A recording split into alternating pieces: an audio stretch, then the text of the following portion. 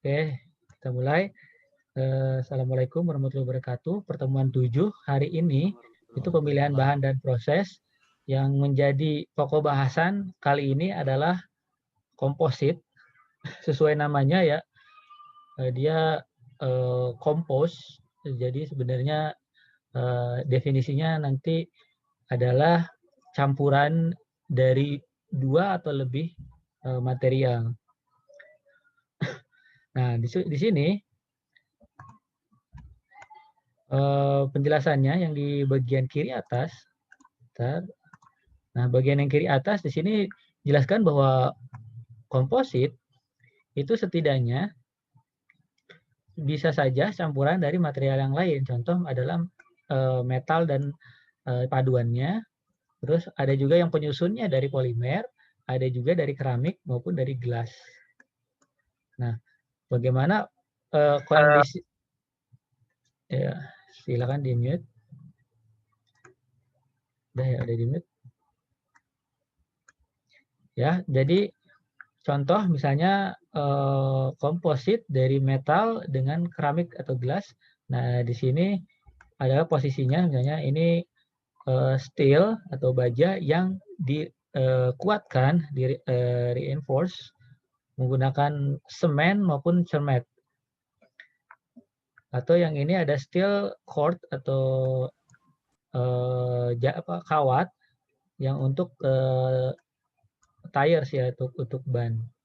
Nah, ada juga yang polimer yang dikeraskan seperti CFRP maupun GFRP. Nah, di bagian bawah, menurut buku ASBI, setidaknya komposit itu ada yang paling banyak dikenal itu ada 4. Ini ada fiberglass, itu GFRP, ada carbon fiber reinforced polymer, itu CFRP, ada fill polymer, ataupun cermet. Di ini selain 4 ini ada juga yang lainnya. Nah, secara definisi, di mana material komposit itu dibentuk ya. Tulisannya aja di sini adalah dibentuk form. Jadi sebenarnya ini tidak ada material komposit yang sebenarnya berdiri sendiri. Yang terdiri dari 2 atau lebih material yang memiliki sifat yang misalnya sama sekali berbeda. Nah, di sini di mana karena gabungan dari 2 atau lebih itu menghasilkan sinerginya, sehingga membuat properti atau atribut dari material itu yang sama sekali berbeda dari material singlenya atau material satunya. Kalau misalnya satu jenis saja. Nah, misalnya di sini dijelaskan bahwa material di sini komposit itu biasanya dilihat berdasarkan matriksnya, matriks material ya. Kalau di material teknik, nah itu biasanya ada tentang matriks dari materialnya. Kemudian komposit material ini bisa diklasifikasikan. Di sini ada juga yang masuk ke dalam metal matrix, ada yang keramik matrix maupun ke polimer matrix. Makanya di dalamnya itu bisa saja dia digabung atau dilengkapi dengan bahan-bahan yang lain seperti metal, keramik maupun polimer.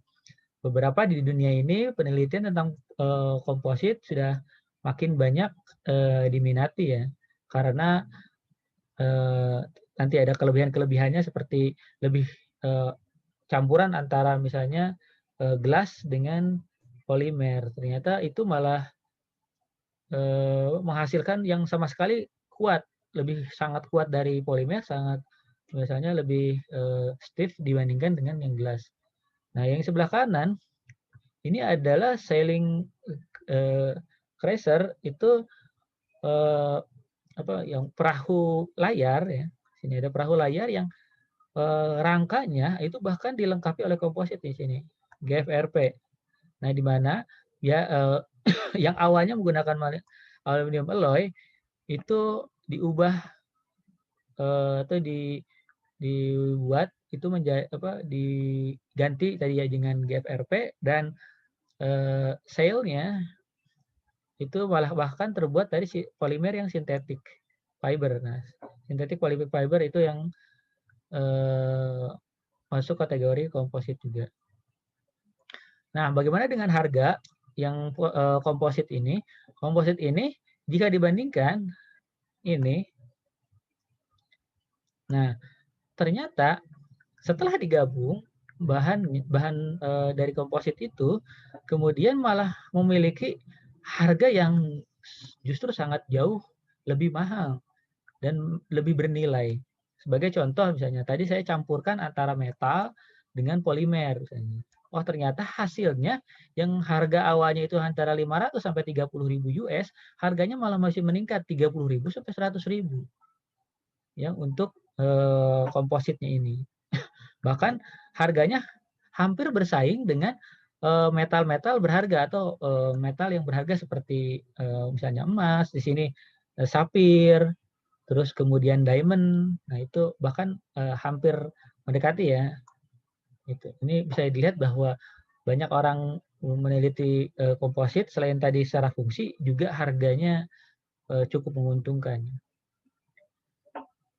Nah, di sini pertanyaannya dasarnya pada saat komposit adalah apakah mungkin jika polimer kita membuat polimer yang benar-benar stiff, yang benar-benar nilai strength-nya itu tinggi dibandingkan dengan ikatan van der Waals atau ikatan pada polimer matriksnya itu bahkan melebihi itu. Nah, ini di sini dijawabnya adalah itu sangat memungkinkan karena polimer itu lebih lemah, tapi nanti hasilnya setelah dicampur di combine nanti dibentuk menjadikan komposit itu bahkan hasilnya malah lebih baik.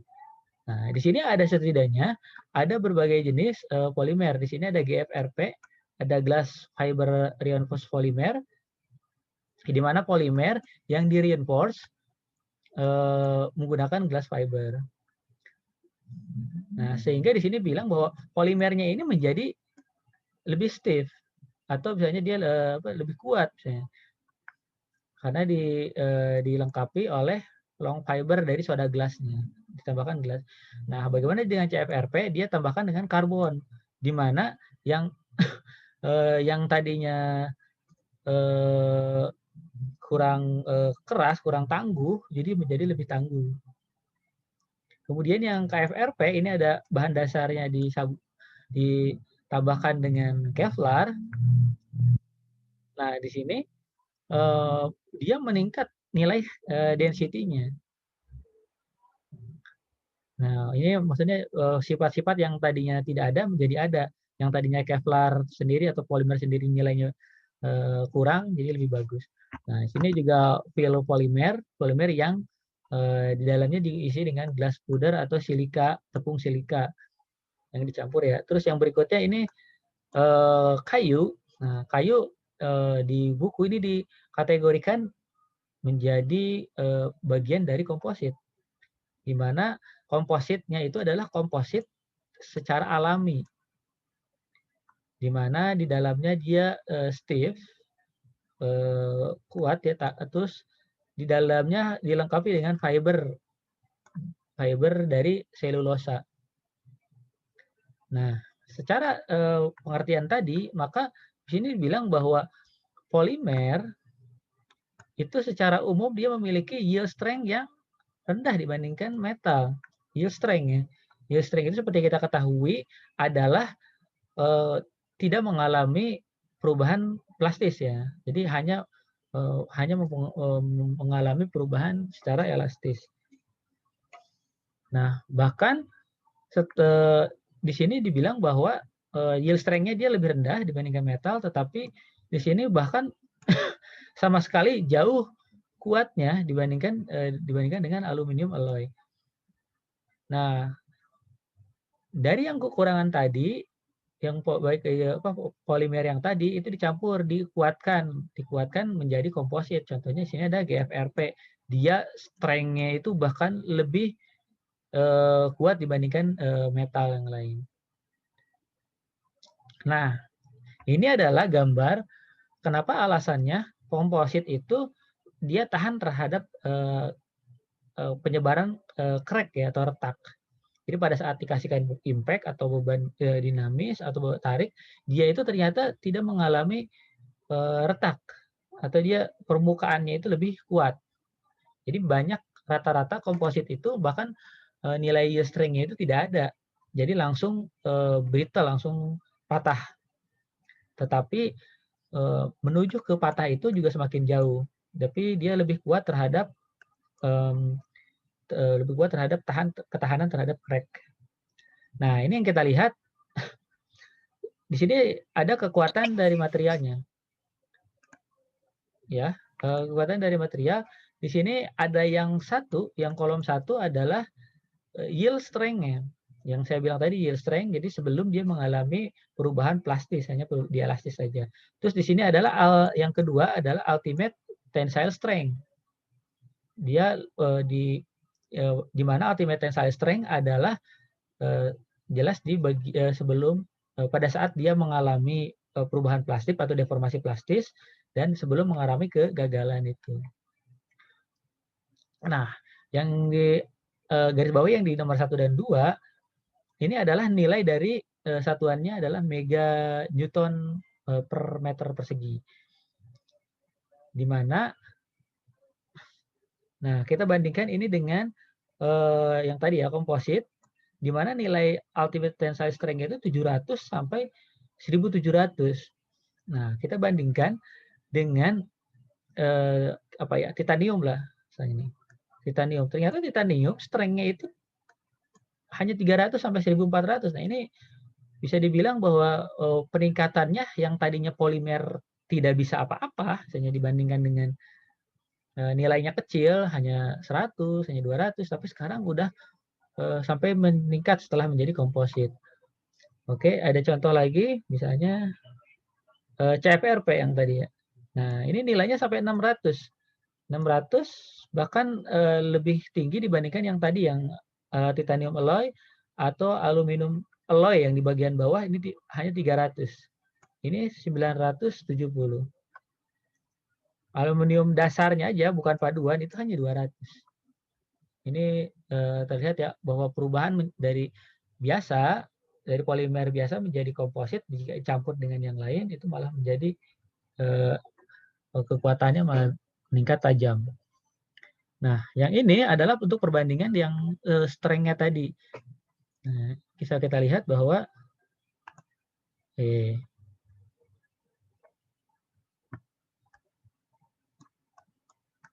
mana ya? Nah, yang di sini ada komposit. Yang di bagian yang 4 di mana kita lihat yang untuk bagian metal saja, lihat untuk metal saja itu bahkan sampai ke yang titanium, tadi mild steel, dia bahkan nilainya lebih rendah. Ya. Oke, sudah saya mute. Nah, nilainya sangat rendah ya. Terus jika dibandingkan dengan yang diamond, bahkan dia bisa mengejar, yang keramik, dia mengejar ketangguhannya dengan kekerasannya juga bisa mendekati dari keramik ya. Tetapi dia tidak getas, kekuatannya seperti metal, tetapi ketangguhannya seperti keramik. Terus juga dia bisa dibuat rigid ataupun bisa dibuat fleksibel. Nah, bagaimana dengan komposit yang friction di sini ada gesekan? Ternyata komposit di sini bisa untuk menahan gesekan. Lihat di komposit di sini yang bagian 4 bahwa koefisien untuk komposit ternyata tidak merubah koefisien of friction-nya. Nah, bisa dilihat di sini bahkan sampai reinforced rubber of steel bisa dibuat ini break lining, jadi kabel rem ya, atau misalnya wood on metal, dicampuran antara wood pada metal dan lain-lain.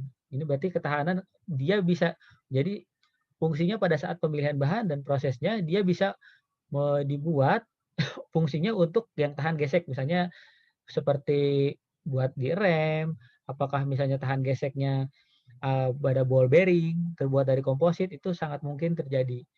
Terus bahan-bahan atau komponen atau elemen mesin yang lainnya yang berhubungan dengan gesekan dari dua permukaan tadi. Nah, bagaimana dengan komposit yang ada di alam?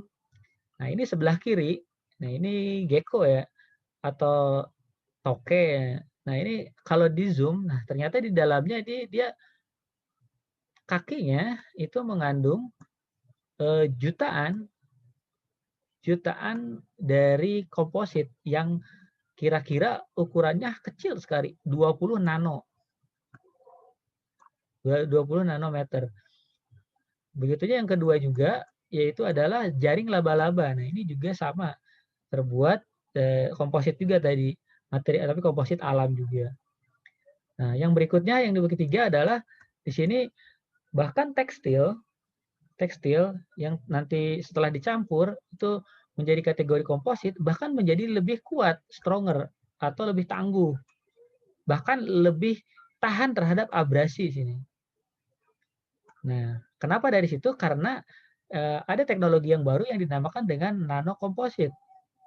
Jadi ukurannya ukuran nano, di mana yang seperti yang nomor 1 yang ini juga nano komposit, ini nano komposit, dan yang ketiga juga ini nano komposit.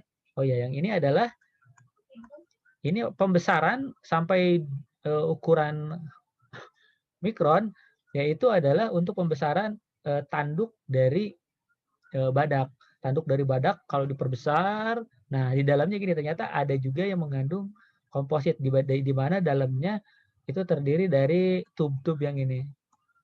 Ini juga komposit. Ini kompositnya alam dan semuanya karena bentuknya sangat kecil dan terbuat di alami. Nah, ini adalah nano komposit.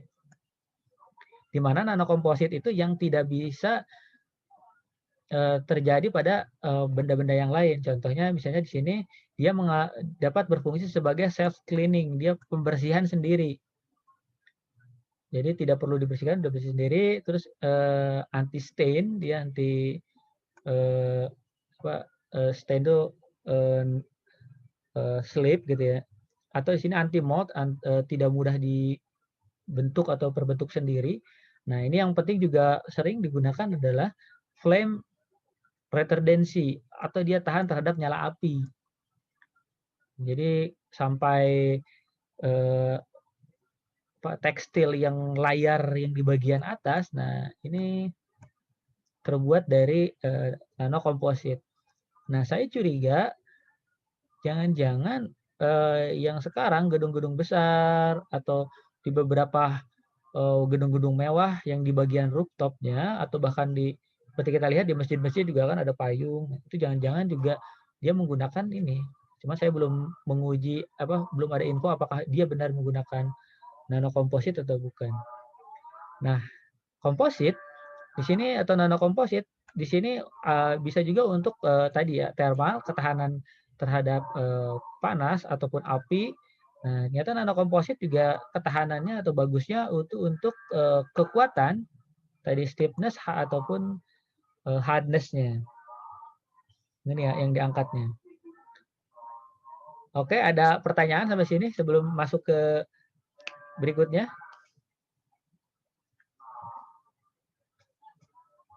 Silakan. Sudah tidak ada? Oke, saya lanjutkan. Nah, di sini ada presentasi kelompok. Silakan nanti kalian membuat kelompok. Nah, rencananya presentasi kelompok ini akan dijadikan nilai untuk UTS ya. Jadi UTS kalian dinilai dari presentasi kelompok ini. Di mana presentasi kelompok itu yang pertama adalah tiap kelas itu terdiri dari 5 kelompok. Jadi kalau total ada 5 ya. 5 kelas enggak lebih 7 ya, 7 kelas. 5 atau 6 kelas kalau tidak salah. Itu berarti tiap kelas harus ada 5 kelompok. Nah, di mana 5 kelompoknya itu masing-masing temanya itu adalah yang ini, ada yang sebelumnya sudah dibahas, ada metal foam, ada glass foam, terus yang hari ini kita singgung sebelumnya ada CFRP, KFRP sama GFRP. Masing-masing presentasi itu menggunakan video karena kelompoknya banyak, jadi tidak mungkin harus presentasi satu-satu. Silahkan kalian buat video. contoh videonya sama seperti di mata kuliah sebelumnya. Silahkan nanti buat video, kemudian ada setiap kelompok itu anggotanya harus masing-masing menjelaskan. Jadi diharapkan poin-poin yang dibahas itu nanti akan saya sampaikan melalui blog ya. Apakah harus pengirimannya lewat mana, kemudian yang dinilai apa saja, kemudian poin-poin yang dijelaskannya apa saja gitu. Jadi kalau misalnya tiap kelas 5 kelompok, berarti silakan cari ke tempatnya bebas. Kalau yang ini bebas ya, mau satu angkatan atau beda angkatan boleh bebas. Nanti masing-masing harus memberikan video presentasinya. Nanti ada poin-poin penilaiannya. Oke, sampai sini ada pertanyaan silakan. Pak, saya ingin bertanya. Ya, silakan. Perihal tugas ini Pak, untuk presentasinya berarti kan video. Kalau misalkan satu kelompok itu misalkan buat room sendiri di Zoom, terus presentasinya di situ di record dan dikirim boleh berarti Pak? Boleh di Zoom, terus kelompoknya, terus presentasi ya boleh. Kalau di record di Zoom kan misalnya ada tampilan bawahnya Zoom ya nggak apa-apa, itu juga boleh. Berarti tapi harus sama ya semuanya, berarti ada perkenalan misalnya atau ada poin-poin yang lainnya dipersilakan. Yang penting jadi ininya apa? Jadi videonya jadilah jadi presentasinya. Makasih Pak. Ya silakan Yuda. Pak, saya mau nanya Pak. Ya Pak Jirin. Ini Pak, untuk kualitas video itu ngaruh nggak Pak ke penilaian? Kualitas video sebenarnya tidak ada poin untuk penilaian kualitas video, tapi diharapkan jangan sampai presentasinya menjadi buram gitu ya, jadi blur gara-gara kualitas videonya rendah gitu. Jadi sebagai acuan, saya saja membuat rekaman materi yang bukan yang kelas ya, yang sendiri, yang saya rekam sendiri menggunakan software lain. Nah, itu sekitar 40 menit, sekitar 40 menit saya menjelaskan, hanya isinya slide saja, itu kira-kira untuk 1080p itu cuma 200 MB sih. Berarti menurut saya sih nggak terlalu banyak sih kalau gitu. Tapi jangan sampai kualitasnya sangat rendah, akhirnya pas dicek kok jadi buram, ini maksudnya apa gitu. Sampai ke kualitas audionya juga rendah gitu. Jadi saran saya kalau misalnya memang tidak banyak edit sana sini, ya sekalian aja kualitasnya bagus gitu. Pak, saya mau tanya Pak. Ya, biasanya kalau misalnya banyak edit, nah itu misalnya jadi makin berat ya. Oke, silakan ini. Berikutnya Ahmad Ridhoi. Iya Pak, saya mau nanya, kira-kira jenis komposit apa yang digunakan dalam bodi pesawat dan hal apa aja yang menjadikan komposit itu dipilih? Dan ada gak Pak kira-kira kekurangan dari komposit yang digunakan di pesawat Pak? Oke, terima kasih. Ya, saya mute dulu. Oke.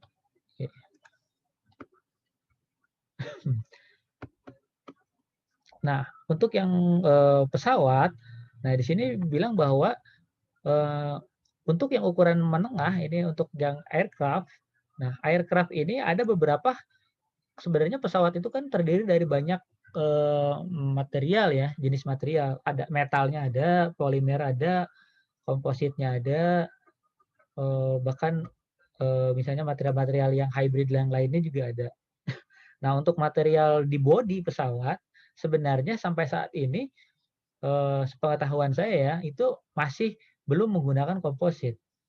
Di mana syarat di tahun lalu saya sudah menjelaskan bahwa pesawat terbang bodinya itu harus memiliki salah satu syarat. Syaratnya adalah bodinya material bodinya itu tidak memiliki temperatur transisi.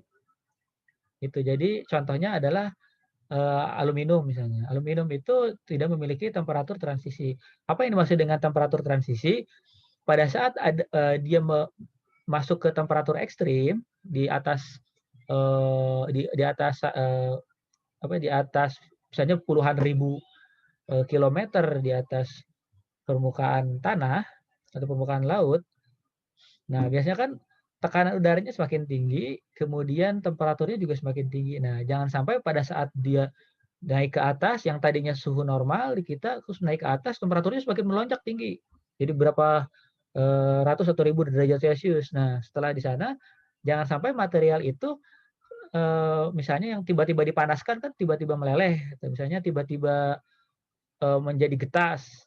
Ada tuh material kalau bisa dibawa ke panas atau tekanan tinggi, dia jadi getas, bahkan mudah crack. Nah, untuk yang bodi pesawat untuk saat ini sebenarnya cocok untuk penggunaannya menggunakan komposit karena sifatnya tadi strength-nya, tapi di beberapa bagian komposit ini nilainya masih rendah dibandingkan dengan ini kan strength ya, nilai strength dia bagus, tetapi yang syarat utamanya tadi adalah tidak memiliki temperatur transisi. Pada saat tiba-tiba suhu atau temperatur tinggi, dia tidak gagal, terus tiba-tiba dari tinggi, tiba-tiba mendarat menjadi temperatur ruang atau ke daerah yang dingin, itu menjadi tidak getas lagi atau tidak mengalami kegagalan. Nah, untuk sampai saat ini, komposit untuk yang syarat strength dia memenuhi, tapi untuk syarat untuk temperatur transisi itu menurut saya itu belum terpenuhi karena tidak semua bahan atau material memenuhi tentang temperatur transisi itu. Karena tiba-tiba ya kalau kita naik pesawat kan dari berapa puluh ribu di atas, kemudian berapa menit kemudian sudah di bawah lagi. Nah, itu kan pergantian temperatur secara cepat itu yang biasanya membuat material menjadi defect ya, menjadi mengalami kegagalan. Sama seperti kalian logam aja. Logam kalau tiba-tiba panas, udah membara, terus kalian masukkan ke air, gitu. Nah, itu struktur di dalamnya itu menjadi yang dinamakan dislokasi. Di mana dislokasi, kemudian strukturnya membesar, akhirnya tabrakan dan akhirnya pas pada saat diuji ternyata bahannya itu tidak merata, strukturnya tidak merata dan itu bisa menyebabkan getas. Makanya pada saat heat treatment untuk yang bahan logam itu biasanya dia memiliki beberapa tahapan. Ada tempering dulu, kemudian di normalizing, terus di annealing, nah gitu terus menerus. Nanti setelah di akhirnya sudah strukturnya sudah merata, sudah sporadizing, misalnya terus bawahnya langsung di quenching. Di quenching juga kan macam-macam, ada yang temperatur udara, ada udara kamar, ada yang di udara di pengecorannya, atau langsung di pendinginan secara cepat menggunakan oli atau fluida yang lain. Kayaknya itu kalau menurut saya komposit untuk saat ini untuk yang di body ya itu belum. Tapi kalau untuk di bagian dalam itu sudah banyak. Contohnya pada bagian pada bagian kursi pengaman atau rangka di bagian depan itu sudah beberapa menggunakan komposit. Terus apalagi ya tadi Ahmad Ridhoi? Udah ya apa ada lagi? Sudah Pak, cuman kalau saya lihat dari sumber dan waktu itu presentasi Bu Ratna sekitar hampir 50% itu komposit Pak. Ya, tapi bukan body kan, pertanyaan Ahmad Ridhoi itu adalah body kan? Iya Pak. Ya, kalau di body menurut saya tidak ada yang menggunakan komposit. Tapi kalau 50% material pesawat, nah itu kemungkinan iya. Karena sifatnya ringan tadi, ringan tapi kuat. Berbeda dengan polimer, ringan tapi lemah misalnya. Terus dengan metal, misalnya kuat tapi berat. Nah, itu ada juga. Nah, itu tapi kalau untuk keseluruhan dari ini kan di dalam pesawat kan banyak. Bukan hanya bodinya saja kan, ada strukturnya, ada misalnya kursinya, ada misalnya bagian alat pengamannya, untuk yang bagasinya, bagian atasnya, raknya, itu macam-macam kan banyak itu. Jadi menurut saya kalau misalnya yang 50% itu untuk yang material pesawat, ya ini mungkin. Tapi kalau 50% dari bodi pesawat, saya rasa tidak. Baik Pak, terima kasih. Ya. Silakan, ada lagi? Saya mau nanya Pak. Silakan Braman Dika. Mau nanya Oke, tentang mau nanya tentang konsep multimaterial. Nah, sebenarnya tuh multimaterial tuh penggunaan dua material yang saling terpisah. Contohnya kayak di teflon kan ada lapisan besi sama lapisan keramik marble. Nah, atau penggunaan dua material yang dilebur gitu Pak, jadi satu kesatuan gitu Pak. Ya, jadi kalau dua materialnya memiliki yang berbeda, itu tidak bisa dilebur bersama-sama, Bram Andika. Jadi contohnya yang di sini ya, yang di komposit ini ada kalanya, ya, di mute dulu, saya mute dulu ya. Oke, contohnya di komposit ini. Komposit di sini di slide sebelumnya ini dijelaskan bahwa, mana sih? Nah ini, contohnya di slide sini adalah coba jelaskan bahwa misalnya ada steel, ya contohnya kayak tadi, steel itu dilengkapi dengan semen misalnya, atau dilengkapi dengan tadi misalnya keramik, marble. Nah ini bisa bisa kita kategorikan dengan komposit gabungan yang, atau mungkin ada beberapa nama menyebutnya mungkin multi material karena gabungan dari dua atau lebih material. Nah untuk penggabungannya itu tergantung dari spesifikasinya. Contoh misalnya pada saat penggunaan metal dengan keramik, jelas kalau misalnya dilebur bersama-sama, mereka itu memiliki melting temperatur yang berbeda. Jadi pada saat dilelehkan, itu apakah misalnya dinginnya itu bersama-sama? Tentu tidak. Nanti malahan yang ada nanti komposisinya, campurannya menjadi tidak stabil atau tidak bagus. Nah biasanya itu dilakukan pelapisan, bentuknya pelapisan. Baik itu misalnya lapisannya penempelan atau misalnya dilapisi dengan, kalau yang itu misalnya di blasting, disemprot langsung ya dalam bentuk misalnya ada metal mau dilapis dengan keramik. Nah keramiknya itu misalnya dilelehkan atau permukaannya dilapisi keramik. Nah itu biasanya terpisah dulu, langsung kayak seperti dilapisi kayak coating. Nah kalau yang di teflon betul tadi tambah dengan misalnya dengan marble. Tapi sebenarnya tambahan keramik juga sudah pernah saya jelaskan, misalnya di tool steel. Tool steel yang kalian pakai di bubut itu kan biasanya iron carbide saja. Nah tapi kepada tool steel yang di beberapa aplikasi itu sudah dikembangkan di mana tool steel tapi dilapisi dengan keramik. Nah, teknologinya itu udah lebih canggih lagi di mana kenapa di dalamnya steel? Karena steel itu dia tahan terhadap guncangan itu.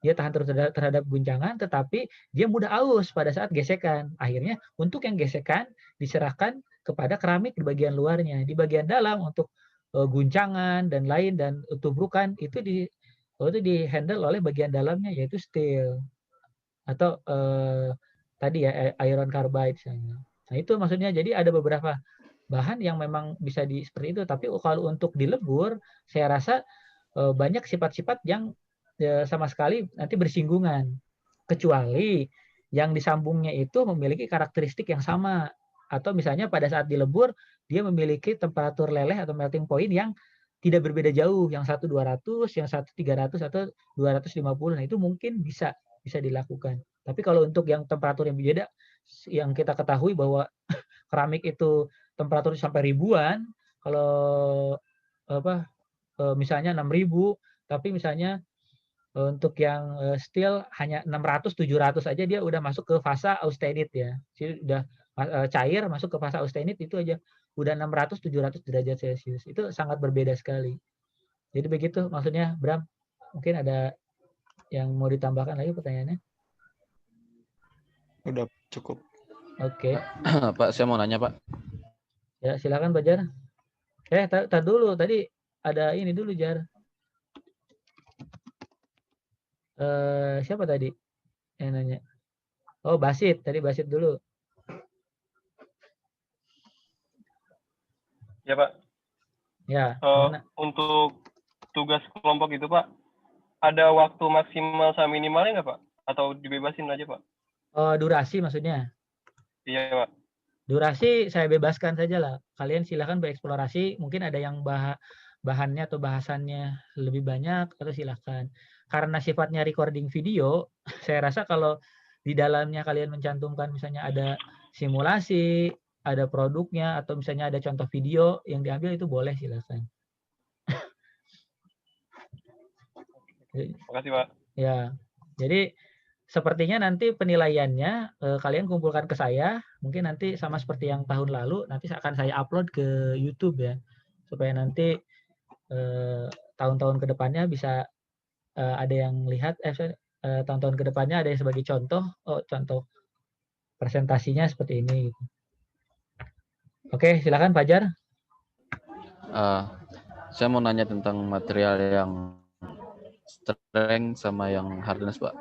Itu sebenarnya bedanya tuh di mana ya, Pak? Apakah beda di struktur materialnya? Karena sebelumnya saya sempat diskusi masalah material yang hardness sama yang strength. Katanya kalau strength itu udah pasti hardness gitu. Tapi kalau hardness itu belum tentu strength.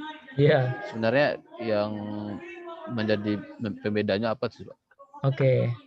Oke, jadi begini, kalau mengacu kepada di mute, udah ya. Jadi kalau mengacu ke materi dasar di material teknik itu kita banyak yang kita kenal ya. Karena saya tulis di sini deh. Ada yang namanya strength, ada yang namanya hardness, ada yang namanya toughness,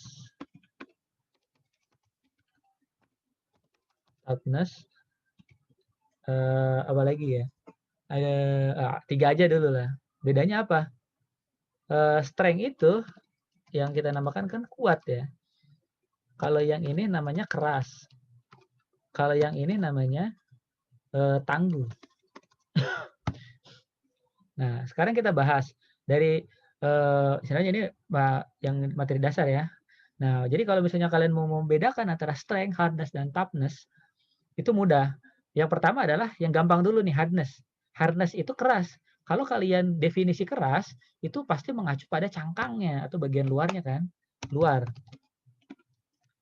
Kalau misalnya dilihat dari pokok poin utamanya. Jadi hardness itu berarti bagian luarnya itu bagian luarnya itu tahan terhadap atau bisa dibilang bagian luarnya itu keras, kayak contoh kayak cangkang atau kayak kaca dan lain-lain. Kaca itu kan bagian luarnya keras. Nah, karena di bagian luarnya keras, dia memiliki harus kuat. Syaratnya adalah kuat terhadap gores. Kalau di bagian luar pasti hubungannya dengan gores. Mau digores pakai pisau, mau digores pakai barang-barang tajam yang lainnya, itu bisa atau tahan. Kalau misalnya satu material kalian gores dengan yang benda tajam itu, atau dengan kuku lah yang paling gampang, atau yang apa. Nah, kalau misalnya di bagian permukaannya itu tidak defect tuh maksudnya dia mengalami pengelupasan atau mengalami jejak goresan, ada ketebalan kedalaman, itu dia berarti tidak hardness atau hardness-nya kurang atau tidak tidak dipusatkan atau tidak diutamakan hardness-nya.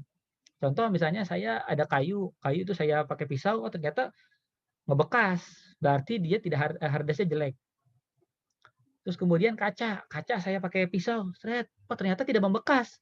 Setelah saya bersihkan, ternyata tidak membekas, berarti kaca hardness-nya bagus. Itu cara mengetahuinya. Terus bagaimana yang mudah itu dengan yang berikutnya adalah strength. Strength itu biasanya itu bagian dalam. Bagian dalamnya itu kuat. Kalau bagian dalamnya kuat, berarti dia strength-nya kuat. Nah, di tabel kalian yang sebelah kiri, itu ada yield strength dengan tensile strength, ultimate tensile strength.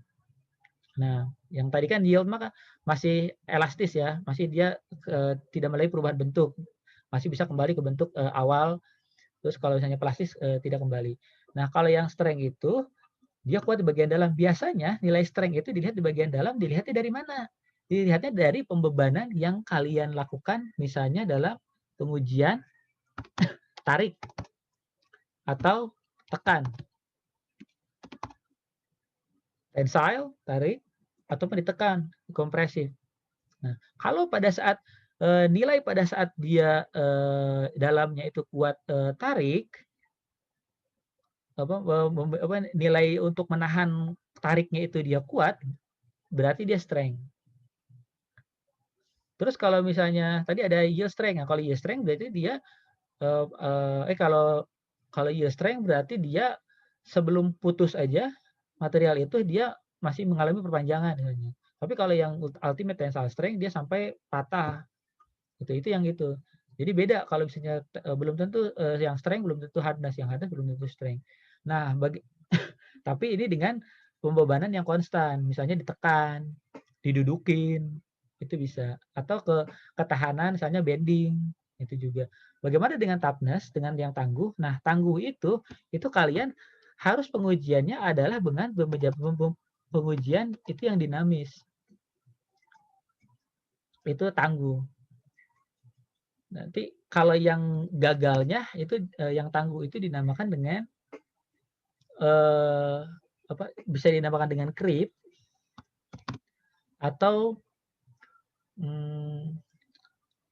fatigue ya. Atau fatigue, lelah. Kalau material yang tangguh itu adalah kalau kalian kasih dia pembebanan dinamis. Misalnya pembebanan dinamis itu kan bisa, yang dinamis itu adalah bisa dia itu rata. Maksudnya rata itu misalnya saya kasih pembebanan 10 kN pada batang atau batang baja. Nah, pada batang baja itu saya kasih pembebanan 10 kilonewton atau misalnya jangan satuan newton lah, kilo lah, satuan kilo. Saya pakai palu dengan kekuatan pukulnya itu 10 kilo, kekuatan palunya itu 10 kilo, terus lepas. Nah, itu dinamis. Kadang-kadang nge-impact, terus kadang-kadang enggak, diem. Terus ada juga yang pembebanan dinamisnya itu tidak beraturan. Kadang-kadang ya seenaknya aja ya, berapa kali blek. Nah itu, kalau misalnya dia semakin lama dia menahan untuk tidak terjadi gagal, berarti dia adalah material toughness. Entah itu dia bagian dalam ataupun bagian luarnya yang kuat, itu karena kalau misalnya dengan pembebanan itu berarti dia toughness tanpa mengalami gagal. Gagalnya dalam bentuk tidak. Nah, gagalnya itu dalam bentuk tadi yang creep atau misalnya dalam fatigue atau lelah. Ya, kelelahan itu adalah saya baru pakai 2 kali, kok tiba-tiba patah misalnya, atau tiba-tiba crack, atau tiba-tiba bengkok atau putus misalnya. Nah itu adalah tangguh ya. Kalau yang hardness itu cara ngeceknya dia materialnya hardness nggak? Ya harus adanya goresan atau gesekan. Ya, jadi gores atau gesek. Sama-sama antara dua benda itu. Kalau misalnya dia setelah beberapa lama, ternyata di permukaannya tidak ada yang berubah, berarti dia memiliki nilai hardness yang tinggi. Mungkin itu Fajar yang bisa penjelasannya. Kalau misalnya masih bingung. Ya Pak, makasih Pak. Udah lebih jelas. Oke. Silakan, ada lagi? Ayo. Ini Marcel? Atau Alif Imam? Saya izin nanya Pak. Ya, silakan Alif Imam. Saya kelas ini yang dulu. Yang tadi terkait komposit kan kalau misalkan di logam gitu ada proses buat penambahan kekuatan dengan proses annealing, terus ada proses-proses lagi. Nah, kalau di komposit kan berarti dari 2 material yang menjadi satu. Apakah itu memungkinkan untuk dikasih buat nge-up propertiesnya lagi? Sedangkan itu kan terdiri dari 2 material, pasti beda sifat kayak Bapak jelaskan tadi. Nah, itu prosesnya bagaimana Pak jika misalkan nanti dipanasin, nanti ada yang malah suhu nggak kuat akan suhu tinggi satu material, sedangkan satu materialnya lagi bisa. Nah, apakah itu bisa memungkinkan? Oke, jadi kalau namanya komposit berarti tadi gabungan antara 2 atau lebih materialnya. Jadi kalau bisa pembuatannya itu pengubahan sifatnya itu pada saat pembuatan sebelum terjadinya komposit, pada saat sebelum pembentukan. Nah, kalau bisa pada saat seperti itu. Terus kalau misalnya setelah kompositnya jadi, apakah mungkin bisa dilakukan perlakuan lagi? Itu mungkin, tetapi ada beberapa perlakuan yang tidak bisa. Kayak tadi misalnya setelah komposit itu setelah terbentuk, itu kan dia memiliki sifat-sifat yang sama sekali baru ya. Misalnya tadi nilai strength-nya baru, melting point-nya atau titik lelehnya baru. Nah, itu bisa. Contohnya mau dipanaskan lagi boleh nggak Pak? Boleh, tapi di dalamnya hati-hati. Pada saat misalnya di heat treatment, jelas dia kalau misalnya walaupun ada logam, apakah logamnya itu akan sifat-sifatnya akan berubah sesuai dengan kaidah heat treatment? Itu belum tentu. Karena kalau kalian belajar dari Bu Ratna yang masalah heat treatment itu tujuannya adalah untuk menghaluskan atau mengkasarkan itu butir atomnya. Terus juga untuk mengubah atau menggeser batas butir. Itu kalau kalian belajar dari awal itu ada butir-butir atom itu bulat-bulat kecil. Itu sifat-sifat untuk heat treatment. Yang tadinya coarse perlite misalnya menjadi fine perlite, menjadi halus. Terus yang tadinya bentuknya coarse, terus yang coarse tadi, yang coarse perlite diubah menjadi sparrow, lebih kecil-kecil. Terus yang tadinya di fasa ya, diagram fasanya itu misalnya tadi pada saat austenit kemudian ditahan temperaturnya, kemudian ditinggiin lagi, dia masuk ke fasa apa. Terus tambahan karbonnya berapa. Nah, kalau yang untuk komposit karena udah ada campuran yang lain, misalnya tadi metal dengan yang lain, itu menjadi untuk pengaplikasian heat treatment-nya jadi semakin sulit. Kecuali bentuknya yang lain. Contoh misalnya pada saat sudah jadi komposit, dilapisi dengan yang lain. Misalnya dilapisi menggunakan metode pelapisan yang lain bisa. Tapi yang tidak menyinggung ke propertinya. Contoh misalnya tadi propertinya melting point-nya meningkat, tetapi ada campuran di dalamnya, jadi tidak bisa. Jadi kalau misalnya mau dilakukan proses yang lain, itu dilakukan proses finishing yang lain, itu bisa.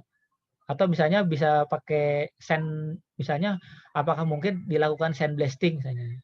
Permukaannya itu dilapisi pasir atau dilapisi tadi kayak siapa? Kayak yang si Bram tadi bertanya, dilapisi dengan marble atau keramik, nah itu bisa juga dilapisi lagi. Kalau misalnya sifatnya tidak menghancurkan dulu ya, gitu. Kalau misalnya dipanaskan malah nanti takutnya keramiknya belum meleleh, tapi logam yang di dalamnya sudah meleleh. Ya mungkin itu Alif Imam. Jadi mungkin saja ya jawabannya mungkin, cuman kita harus tahu dulu komposit apa yang harus yang akan dilakukan perlakuan lanjutan. Jadi tidak semua berlakunya universal. Kalau saya bilang oh bisa, nah ternyata ada komposit yang tidak bisa gitu. Gitu. Makasih Pak jawabannya. Oke, mungkin ada lagi? Ya untuk ini saya close dulu, saya stop recording ya.